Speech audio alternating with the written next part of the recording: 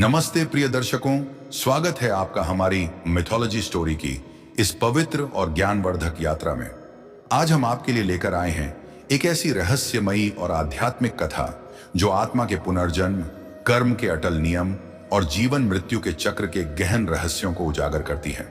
ये कथा श्रीमद् भागवत गीता के उस अमर श्लोक से प्रेरित है जिसमें भगवान श्री हरिवंश अपने परम भक्त वीरेंद्र से कहते हैं, जातस्य ही ध्रुवो मृत्युर्ध्रुवम जन्म मृतस्य च। अर्थात जो जन्म लेता है उसकी मृत्यु निश्चित है और जो मरता है उसका पुनर्जन्म भी निश्चित है। लेकिन एक गहरा और जटिल प्रश्न हमारे मन को मथता है, क्या कोई आत्मा अपने ही परिवार में बार बार जन्म ले सकती है? क्या उसके अधूरे कर्म, प्रेम, घृणा या रण उसे उसी कुल में वापस खींच लाते हैं? क्या पाप या पुण्य का बंधन इतना प्रबल होता है कि आत्मा अपने ही वंश में लौट आती है? इस कथा के माध्यम से हम आपको एक ऐसे गूढ़ रहस्य से परिचित कराएंगे जो महाकाव्य युग से जुड़ा है और जिसमें भगवान श्री हरिवंश की दिव्य लीला और उनके परम भक्त वीरेंद्र की अदम्य प्रतिज्ञा शामिल है। यह कथा न केवल आपके मन के संशय दूर करेगी बल्कि आपके हृदय में धर्म और सत्य के प्रति श्रद्धा को और गहरा करेगी। यह सुनने मात्र से आपके पापों का नाश होगा और आपकी आत्मा को शांति मिलेगी। इसीलिए मेरे प्रिय दर्शकों, मेरा आपसे विनम्र निवेदन है कि इस कथा को शुरू से अंत तक पूर्ण श्रद्धा और ध्यान के साथ सुनें। अपनी आंखें बंद करें, अपने मन को शांत करें और उस युग में प्रवेश करें जहां धर्म और सत्य का साम्राज्य था। तो आइए इस आध्यात्मिक यात्रा की शुरुआत करते हैं। यह कहानी उस प्राचीन युग की है जब धर्म और अधर्म के बीच एक भीषण महासंग्राम समाप्त हो चुका था। सूर्य नगरी एक ऐसी समृद्ध और वैभवशाली नगरी थी जहां सुनहरे मंदिरों की चोटियां सूर्य की किरणों में चमकती थीं, सरिताएं मधुर कलकल ध्वनि के साथ बहती थीं और चारों ओर हरियाली, शांति और समृद्धि का साम्राज्य था। इस नगरी में धर्मराज विक्रम सिंह ने शासन की बागडोर संभाली थी। उनके 4 पराक्रमी और धर्मनिष्ठ भाई महाबल, वीरेंद्र, चंद्रशेखर और यशवंत उनके साथ कंधे से कंधा मिलाकर सूर्य नगरी को धर्म, सत्य और न्याय के मार्ग पर ले जा रहे थे। महायुद्ध में सूर्य नगरी ने बहुत कुछ खोया था।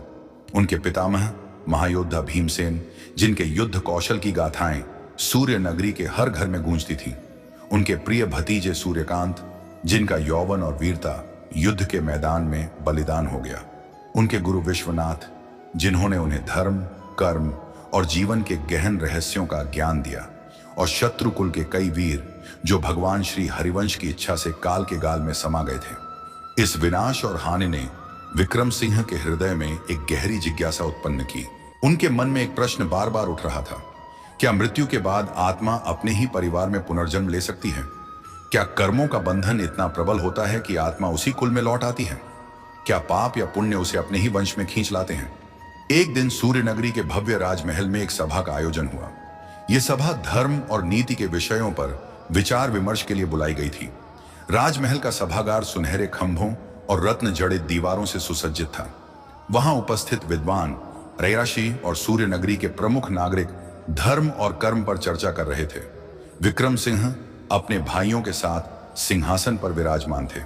उनके चेहरे पर एक गहन चिंतन की छाया थी। सभा के बीच में उन्होंने अपनी शंका को प्रकट करने का निर्णय लिया। विक्रम सिंह ने गंभीर स्वर में कहा, हे विद्वजनों, हमने युद्ध में अपने प्रियजनों को खोया है। हमने देखा है कि जीवन और मृत्यु का चक्र अनवरत चलता रहता है, किंतु मेरे मन में एक प्रश्न बार बार उठता है, क्या कोई आत्मा अपने ही परिवार में बार बार जन्म ले सकती है? क्या उसके कर्म, प्रेम या घृणा उसे उसी कुल में वापस खींच लाते हैं? सभा में सन्नाटा छा गया। सभी विद्वान एक दूसरे की ओर देखने लगे, क्योंकि यह प्रश्न सामान्य नहीं था। यह आत्मा और कर्म के गहन रहस्यों से जुड़ा था। महाबल, जो अपनी शक्ति और बुद्धिमत्ता के लिए प्रसिद्ध थे, बोले, भैया, यह प्रश्न मेरे मन में भी उठता है। हमने युद्ध में अपने परिवार के कई सदस्यों को खोया है। क्या उनकी आत्माएं हमारे बीच ही कहीं लौट सकती हैं? वीरेंद्र, जो अपने धनुष और वीरता के लिए विख्यात थे, ने कहा, यदि ऐसा संभव है तो हमें इस रहस्य को समझना होगा। चंद्रशेखर और यशवंत ने भी अपने भाई के प्रश्न का समर्थन किया। सभा में उपस्थित एक वृद्ध आशी ने सुझाव दिया, हे धर्मराज, इस प्रश्न का उत्तर केवल महर्षि नारद ही दे सकते हैं। हमें उनके आश्रम की ओर प्रस्थान करना चाहिए।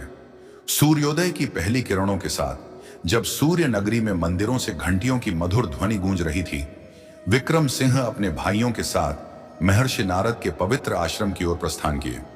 यह आश्रम एक रमणीय वन के बीच बसा था, जहां विशाल वृक्षों की छाया में हिरण, मोर और अन्य जीव स्वच्छंद विचरण करते थे। सरिता के किनारे बने इस आश्रम में वेद मंत्रों की गूंज और पक्षियों का मधुर गान मन को शांति प्रदान करता था। आश्रम के प्रवेश द्वार पर फूलों की मालाएं और यज्ञ की धूप की सुगंध वातावरण को और पवित्र बना रही थी। विक्रम सिंह और उनके भाई आश्रम में प्रवेश करते ही महर्षि नारद के समक्ष नतमस्तक हो गए। महर्षि नारद, जिनके चेहरे पर सदा एक दिव्य तेज और मुस्कान रहती थी, ने उन्हें प्रेम पूर्वक बैठने का संकेत दिया। विक्रम सिंह ने श्रद्धापूर्वक उनके चरणों में प्रणाम किया और अपनी शंका प्रकट की। उन्होंने कहा, हे गुरुदेव, आपने हमें धर्म, कर्म और आत्मा के गहन रहस्यों का ज्ञान दिया है, किंतु एक प्रश्न मेरे मन को बार बार विचलित करता है। क्या कोई आत्मा अपने ही परिवार में बार बार जन्म ले सकती है? क्या उसके अधूरे कर्म, प्रेम, घृणा या पाप पुण्य उसे उसी कुल में वापस खींच लाते हैं? महर्षि नारद ने अपनी गहरी और प्रज्ञामयी दृष्टि से विक्रम सिंह की ओर देखा। वे जानते थे कि विक्रम सिंह कोई साधारण राजा नहीं, बल्कि धर्म के अवतार थे, जिनका हृदय सदा सत्य और ज्ञान की खोज में तत्पर रहता था। महर्षि ने कुछ क्षण ध्यानमग्न होकर विचार किया, फिर गंभीर और शांत स्वर में बोले, हे धर्मराज, तुम्हारा प्रश्न सरल प्रतीत होता है, किंतु यह उतना ही गूढ़ और रहस्यमय है जितना स्वयं कालचक्र। पुनर्जन्म का नियम अटल है। प्रत्येक आत्मा अपने कर्मों के अनुसार जन्म लेती है, किंतु कुछ विशेष परिस्थितियों में जब आत्मा के कर्म, संकल्प या संस्कार किसी परिवार से गहरे जुड़े होते हैं, तब वह उसी कुल में पुनर्जन्म ले सकती है। यह तब होता है जब उसके अधूरे कार्य, प्रेम, घृणा या आरण उस परिवार से बंधे होते हैं। महर्षि नारद ने अपनी वीणा को हल्के से छुआ और उसकी मधुर ध्वनि आश्रम में गूंज उठी। उन्होंने आगे कहा, हे विक्रम सिंह, आत्मा एक अनंत यात्री है जो कर्मों के बंधन में बंधी हुई जन्म मृत्यु के चक्र में भटकती है। इस चक्र का आधार है कर्म। कर्म 3 प्रकार के होते हैं। प्रारब्ध कर्म, जो पिछले जन्मों के कर्मों का फल है और इस जन्म में भोगना पड़ता है। संस्कारों का प्रभाव, जो आत्मा की स्मृतियों और गहरी इच्छाओं से उत्पन्न होता है। और ऋणानुबंध, जो प्रेम, घृणा या अन्य गहरे संबंधों के कारण आत्मा को किसी परिवार या व्यक्ति से जोड़ता है। जब ये तीनों किसी कुल से जुड़े होते हैं तो आत्मा उसी कुल में लौट आती है। विक्रम सिंह और उनके भाई एकाग्र चित्त होकर सुन रहे थे। महाबल ने पूछा, हे गुरुदेव, क्या इसका कोई उदाहरण है? चंद्रशेखर ने कहा, क्या कोई ऐसी घटना है जो यह सिद्ध करे कि आत्मा अपने ही कुल में जन्म लेती है? महर्षि नारद ने एक रहस्यमयी मुस्कान बिखेरी और बोले, हाँ हे धर्मराज, मैं तुम्हें एक ऐसी कथा सुनाने जा रहा हूं जो स्वयं भगवान श्री हरिवंश के समय सूर्य नगरी में घटित हुई थी। यह कथा एक विद्वान ब्राह्मण पंडित विश्वामित्र और परम धनुर्धर वीरेंद्र की प्रतिज्ञा से जुड़ी है। इस कथा में पुनर्जन्म का एक अद्भुत और गहन रहस्य छिपा है। यह सुनकर विक्रम सिंह और उनके भाइयों की जिज्ञासा और बढ़ गई। महायुद्ध के कुछ वर्षों बाद जब भगवान श्री हरिवंश सूर्य नगरी के भव्य राजमहल में विराजमान थे, सूर्य नगरी एक ऐसी नगरी थी जो समृद्धि, धर्म और सौंदर्य का प्रतीक थी। इसके सुनहरे द्वार, विशाल प्रासाद और मंदिरों की घंटियों की मधुर ध्वनि सूर्य नगरी को स्वर्ग सा बनाती थी। राजमहल के चारों ओर बगीचे थे, जहां रंग बिरंगे फूल और फव्वारे वातावरण को और भी मनोरम बनाते थे। भगवान श्री हरिवंश वहां अपने भक्तों को आशीर्वाद दे रहे थे, न्याय कर रहे थे और जगत के कल्याण के लिए अपनी दिव्य लीलाएं रच रहे थे। सूर्य नगरी का बाजार उस दिन विशेष रूप से चहल पहल से भरा हुआ था। व्यापारी अपनी दुकानों पर रंग बिरंगे वस्त्र, रत्न और सुगंधित मसाले बेच रहे थे। बच्चे हंसी खुशी खेल रहे थे और महिलाएं मंदिरों की ओर जा रही थीं। किंतु इस भीड़ में एक व्यक्ति अकेला और उदास खड़ा था। वह था पंडित विश्वामित्र, एक विद्वान और धर्मनिष्ठ ब्राह्मण जो वेदों और शास्त्रों का गहन अध्येता था। उसका चेहरा शोक और पीड़ा से ढका हुआ था। उसकी आंखों में आंसुओं की धारा थी और उसका शरीर थकान से कांप रहा था। विश्वामित्र ने धीरे धीरे राजमहल की ओर कदम बढ़ाए। उनके मन में एक गहरी पीड़ा थी जो उन्हें दिन रात सता रही थी। राजमहल के विशाल द्वार पर पहुंचते ही उन्होंने भगवान श्री हरिवंश के दर्शन की इच्छा प्रकट की। द्वारपालों ने उनकी पीड़ा को देखकर तुरंत उन्हें दरबार में प्रवेश की अनुमति दी। दरबार में भगवान श्री हरिवंश एक सुनहरे सिंहासन पर विराजमान थे। उनका चेहरा दैवीय तेज से दमक रहा था और उनकी मुस्कान में सारी सृष्टि का प्रेम समाया था। विश्वामित्र उनके चरणों में गिर पड़ा और करुण स्वर में बोला, हे जगत पालक, हे सूर्य नगरी के स्वामी, मुझ पर कृपा करें, मेरे जीवन का दुख सुने। मैंने जीवन भर धर्म का पालन किया, वेदों का अध्ययन किया, यज्ञ किए और कभी किसी का अहित नहीं किया। फिर भी मैं एक ऐसे अभिशाप से ग्रस्त हूं जिसने मेरे हृदय को छलनी कर दिया है। भगवान श्री हरिवंश ने प्रेम पूर्वक विश्वामित्र को उठाया और बोले, हे विप्र, शांत हो जाओ, अपनी व्यथा बताओ, मैं तुम्हारा दुख अवश्य दूर करूंगा। विश्वामित्र ने कांपते स्वर में कहा, हे प्रभु, मेरे जितने भी पुत्रों ने जन्म लिया वे सभी जन्म लेते ही मृत्यु को प्राप्त हो गए। यह मेरे साथ 7 बार हो चुका है। मैं एक पिता हूं जिसने अपनी संतानों को अपनी गोद में निर्जीव देखा। मेरी पत्नी की आंखें आंसुओं से सूख चुकी हैं। क्या यह मेरे पूर्व जन्मों के पापों का फल है? क्या मेरी आत्मा किसी श्राप से बंधी है? क्यों मेरे पुत्र इस संसार में आते ही चले जाते हैं? विश्वामित्र की करुण पुकार सुनकर सूर्य नगरी में हलचल मच गई। दरबार में उपस्थित सभी लोग, मंत्री, सैनिक और विद्वान इस विचित्र घटना पर विचार करने लगे। कुछ ने कहा, क्या यह ब्राह्मण किसी श्राप का शिकार है? कुछ ने कहा, क्या यह भगवान की कोई लीला है? कुछ लोग सोचने लगे कि जब स्वयं भगवान श्री हरिवंश इस धरती पर विराजमान है तो किसी भक्त को इतना कष्ट क्यों? सूर्य नगरी के बाजारों और गलियों में यह चर्चा फैल गई। लोग मंदिरों में यज्ञ करने लगे और विश्वामित्र के दुख को दूर करने के लिए प्रार्थनाएं होने लगी। विश्वामित्र का हृदय पीड़ा से भरा था। वह क्रोध और निराशा में बोला, हे नारायण, आप त्रिकालदर्शी हैं, आप जगत के पालन करता हैं। यदि आप मेरे पुत्रों को नहीं बचा सकते तो मैं सूर्य नगरी को श्राप दूंगा कि यहां कोई संतान जीवित नहीं रहेगी। यह सुनकर दरबार में सन्नाटा छा गया। सभी लोग भयभीत हो गए। उसी समय वीरेंद्र, जो अपने धनुष और वीरता के लिए विख्यात थे, आगे बढ़े। उनका कद लंबा, कंधे चौड़े और आंखों में धर्म की ज्योति थी। उन्होंने विश्वामित्र से कहा, हे ब्राह्मण, तुम्हारा दुख मेरा दुख है। मैं अपने धनुष की सौगंध खाता हूं कि तुम्हारी अगली संतान की रक्षा करूंगा। यदि मैं असफल हुआ तो मैं स्वयं अग्नि में प्रविष्ट हो जाऊंगा। भगवान श्री हरिवंश ने वीरेंद्र को देखा और एक मंद मुस्कान दी। उनकी आंखों में एक दिव्य चमक थी, मानो वे इस घटना के पीछे छिपे रहस्य को जानते हों। वीरेंद्र ने विश्वामित्र से कहा, जब तुम्हारी अगली संतान जन्म ले मुझे बुला लेना। मैं अपने धनुष की शक्ति और अपनी सारी शक्तियों से उसकी रक्षा करूंगा। विश्वामित्र को अब वीरेंद्र पर भरोसा हो गया था। उसने भगवान श्री हरिवंश को प्रणाम किया और अपने घर लौट गया। कुछ महीनों बाद विश्वामित्र की पत्नी सावित्री ने एक पुत्र को जन्म दिया। विश्वामित्र ने तुरंत वीरेंद्र को सूचना भेजी। वीरेंद्र अपने दिव्य रथ पर सवार होकर विश्वामित्र के घर पहुंचे। उनका रथ सुनहरे रंग का था और उसके घोड़े इतने तीव्र थे कि वे हवा से बातें करते थे। विश्वामित्र का घर एक साधारण कुटिया थी जो फूलों और तुलसी के पौधों से सजी थी। कुटिया के बाहर एक छोटा सा यज्ञ स्थल था जहां विश्वामित्र नियमित रूप से यज्ञ करते थे। वीरेंद्र ने अपनी सारी शक्तियां लगाकर विश्वामित्र के घर की रक्षा की।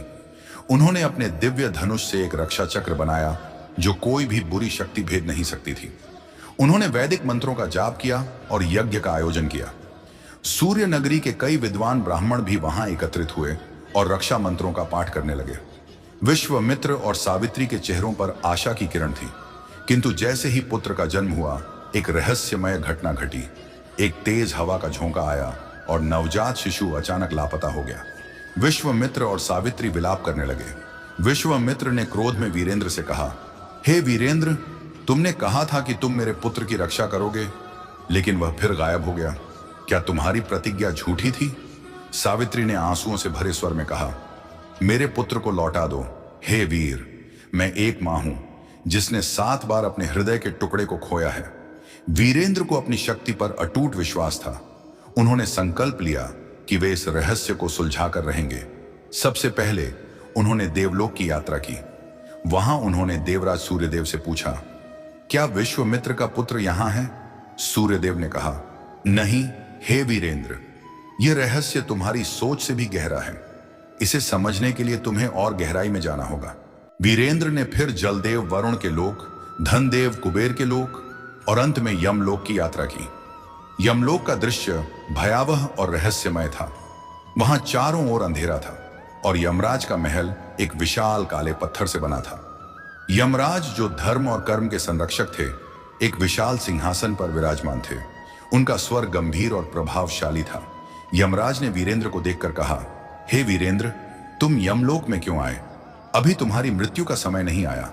वीरेंद्र ने हाथ जोड़कर कहा, हे धर्मराज, मैं विश्वामित्र के पुत्र को खोजने आया हूं। मैंने उसकी रक्षा की प्रतिज्ञा ली थी, किंतु वह जन्म लेते ही लापता हो गया। यमराज ने गहरी सांस ली और बोले, हे वीरेंद्र, यह कोई साधारण संतान नहीं। यह आत्मा एक प्राचीन श्राप के कारण अपने ही कुल में बार बार जन्म ले रही है। वीरेंद्र चौंक गए। उन्होंने पूछा, यह आत्मा कौन थी और इसे श्राप क्यों मिला? यमराज ने अपनी दिव्य दृष्टि से उस आत्मा के पूर्व जन्मों को देखा और बोले, यह आत्मा त्रेता युग में राजा सूर्यवंश के पुत्र के रूप में जन्मी थी। वह एक महान योद्धा था, किंतु अपने अहंकार और अन्याय के कारण उसने एक निर्दोष ब्राह्मण के पुत्र की हत्या कर दी थी। उस ब्राह्मण ने क्रोध में उसे श्राप दिया कि वह हर जन्म में अपने ही कुल में जन्म लेगा और जन्म लेते ही मृत्यु को प्राप्त होगा, जब तक कोई महान योद्धा और दिव्य पुरुष उसे मुक्त नहीं कराता। वीरेंद्र ने पूछा, तो इस आत्मा को मुक्ति कैसे मिलेगी? यमराज ने कहा, केवल भगवान श्री हरिवंश ही इसे मुक्त कर सकते हैं। वे नारायण हैं जो कर्मों के बंधन को काट सकते हैं। वीरेंद्र ने तुरंत भगवान श्री हरिवंश का ध्यान किया। श्री हरिवंश यमलोक में अपने दिव्य रूप में प्रकट हुए। उनका चेहरा सूर्य की तरह दमक रहा था और उनके हाथ में सुदर्शन चक्र चमक रहा था। उन्होंने मुस्कुराते हुए कहा, हे वीरेंद्र, यह आत्मा अपने कर्मों में उलझी थी। अब इसका उद्धार का समय आ गया है। श्री हरिवंश ने अपनी दिव्य शक्ति से उस आत्मा के श्राप को समाप्त किया। यमराज ने कहा, अब यह आत्मा पुनर्जन्म के चक्र से मुक्त हो गई है। श्री हरिवंश और वीरेंद्र ने विश्वामित्र के पुत्र को जीवित कर सूर्य नगरी में उसके माता पिता को सौंप दिया। विश्वामित्र और सावित्री ने अपने पुत्र को जीवित देखकर हर्ष और आश्चर्य से भरे हुए श्री हरिवंश और वीरेंद्र के चरणों में गिर पड़े। विश्वामित्र ने कहा, हे प्रभु, आपने मेरे जीवन को धन्य कर दिया। सावित्री ने आंसुओं के बीच कहा, मेरे पुत्र को लौटाने के लिए मैं आपकी सदा ऋणी रहूंगी। विश्वामित्र के पुत्र के जीवित लौटने की खबर सूर्य नगरी में आग की तरह फैल गई। नगर में उत्सव का माहौल बन गया। मंदिरों में घंटियां बजने लगीं और लोग भगवान श्री हरिवंश की जय जयकार करने लगे। विश्वामित्र के घर के बाहर फूलों की मालाएं सजाई गईं और यज्ञ का आयोजन हुआ। सूर्य नगरी के नागरिकों ने विश्वामित्र के पुत्र को देखने के लिए उनके घर की ओर दौड़ लगाई। श्री हरिवंश ने वीरेंद्र से कहा, हे वीरेंद्र, यह घटना तुम्हें यह सिखाने के लिए हुई कि आत्मा अपने कर्मों के अनुसार जन्म लेती है, किंतु जो सत्य और धर्म के मार्ग पर चलता है उसे मोक्ष प्राप्त होता है। वीरेंद्र ने सिर झुकाकर कहा, हे प्रभु, अब मैं पुनर्जन्म और कर्म के रहस्य को समझ गया हूं। महर्षि नारद ने विक्रम सिंह से कहा, हे धर्मराज, यह कथा सिद्ध करती है कि यदि आत्मा के कर्म किसी परिवार से जुड़े हैं तो वह उसी कुल में बार बार जन्म ले सकती है। यह पुण्य, पाप या अधूरे कार्यों के कारण हो सकता है। विक्रम सिंह ने गहरी सांस ली और बोले, हे गुरुदेव, अब मेरी शंका का समाधान हो गया। कर्म और पुनर्जन्म का रहस्य गहरा है, किंतु धर्म ही मुक्ति का मार्ग है। कथा सुनने के बाद विक्रम सिंह ने अपने भाइयों के साथ एक संकल्प लिया। उन्होंने कहा, हम सूर्य नगरी को ऐसी नगरी बनाएंगे जहां हर व्यक्ति अपने कर्मों को शुद्ध करे और मोक्ष की ओर अग्रसर हो। उनके भाइयों ने इस संकल्प का समर्थन किया। सूर्य नगरी में एक विशाल यज्ञ का आयोजन हुआ, जिसमें सभी नागरिकों ने भाग लिया। इस यज्ञ में भगवान श्री हरिवंश की विशेष पूजा की गई और लोगों ने अपने पापों के नाश के लिए प्रार्थना की। दोस्तों, यह थी पुनर्जन्म की एक अद्भुत और रहस्यमयी कथा। इस कथा से हमें यह सीख मिलती है कि हमारे कर्म ही हमारे जन्म और मृत्यु के चक्र को निर्धारित करते हैं। यदि हम धर्म और सत्य के मार्ग पर चलें तो हमारी आत्मा मुक्ति की ओर अग्रसर हो सकती है। उम्मीद है आपको यह कथा पसंद आई होगी। अगर आपको यह वीडियो अच्छा लगा तो कृपया लाइक करें, हमारे चैनल मिथोलॉजी स्टोरी को सब्सक्राइब करें और इसे अपने दोस्तों और परिवार के साथ शेयर करें। कमेंट बॉक्स में जय श्री हरिवंश अवश्य लिखें। हमारी अगली कथा में फिर मिलेंगे। तब तक धर्म और सत्य के मार्ग पर चलें। धन्यवाद।